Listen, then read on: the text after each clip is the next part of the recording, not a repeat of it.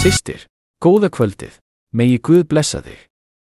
Systir, ég með spurningu í seinna Korintubréfi, 11. kafla, vers 3, ef mér leyft, systir.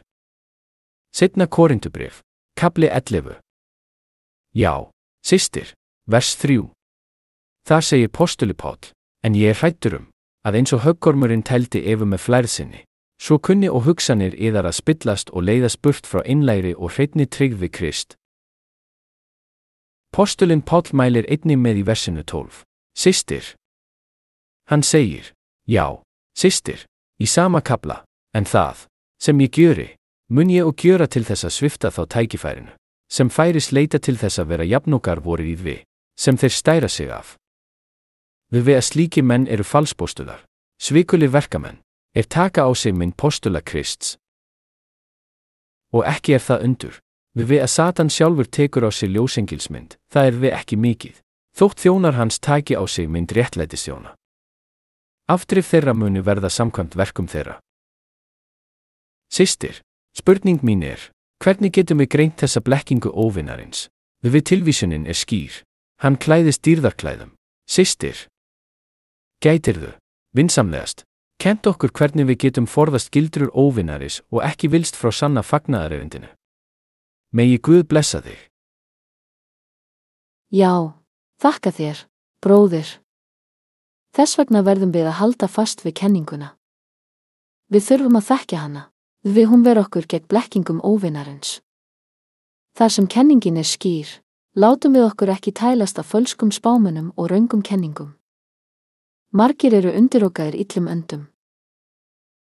Djöfullinn notar slíka menn til að læðast inn í söfnuðin, raska friði bræðra og systra, og þeir byrja að segja, mig dreymdi ég fékk sýn ég sá hitt og þetta, svo bætir hann við. Í sýninni sagði Guð að þú ættir að gera þetta og hitt, að yfirgefa þessa kirkju og koma með mér. Við skulum safnast saman og hittast heima hjá mér. Heima hjá mér munum við hittast til bænar. Við Guð sagði mér að segja þér að fylgja mér. Við munum biðja þar. Við hér í þessari kirkju leitar engin lengur Guðs, hún orðin veraldleg. Komdu með mér, svona talar hann. Þarna djöfullinn íklæddur sem ljósengill.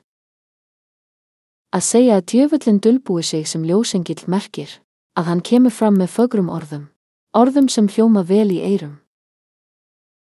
Hann segir til dæmis, Guð sagði mér að þú væri réttlát manneskja, þú elskar Guð og honum líkar við þig. Hann ætlar að blessa þig og gefa þér andlega gáfur og nota þig, en þú verður að fara úr þessum söfnuði, þarna birtist engill ljós í blekkingaskinni. Og hinn hugsar, hversu fallegt. Hann segir að ég leiti Guðs og muni fá gáfur. Auðvitað fer ég með þér. Hvenær fyrsta samkoman? Hvar hittumst við, svona byrjar það. Hér djöfullinn sem ljósengill. Af hverju ljósengill? Við hann segir hálfsannleik og notar fögur orð sem smjúga inn í hjartað. Það merkingin. Djöfullinn kemur ekki fram með horn á höfði, hann byrjar á því að sæta eyrun svo menn falli í gildru. En sá sem þekki kenninguna lætur ekki sannfærast. Sá segir, af hverju segir þú að Guð hafi sagt að þessi kirkja sé ekki lengur rétt og við eigum að fara annað og stofna nýja? Það ósatt. Guð sýndi mér frá upphafi að þetta hans kirkja, og hann hefur lofað að styðja hana. Sá sem kann kenninguna, hann ver kirkjuna, stendur vörð það sem hann hefur lært. Hann skilur kenninguna og lætur ekki blekkjast af djöflinum. Það það sem gerist. Þess vegna ráðleggjum við ykkur að vaka vel yfir sjálfum ykkur. Djöfullinn getur blekkt. Hann dulbýr sig og talar fögrum orðum. Hann segir, þú kona sem biður, þú maður sem biður, sem leitar. Hann getur jafnvel minnst á atriði úr einkalífi þínu. Þetta ljósengill, það til klærnar koma fram og andlegt líf fólks rifið niður. Djöfullinn hefur ætíð verið að verki. Þessi kirkja hefur staðið í 50 ár og á þeim tíma hefur hann unnið mikið gegn henni, en þökk sé Drottni og kenningunni höfum við ekki látið blekkjast. Guð hefur varið okkur og varðveitt. Að eiga kenninguna og stuðning Guðs og hans köllun, hefur bjargað okkur og mun bjarga okkur að eilífu. Við verðum við að læra, Lesa ritninguna og helga hjörtu okkar Guði.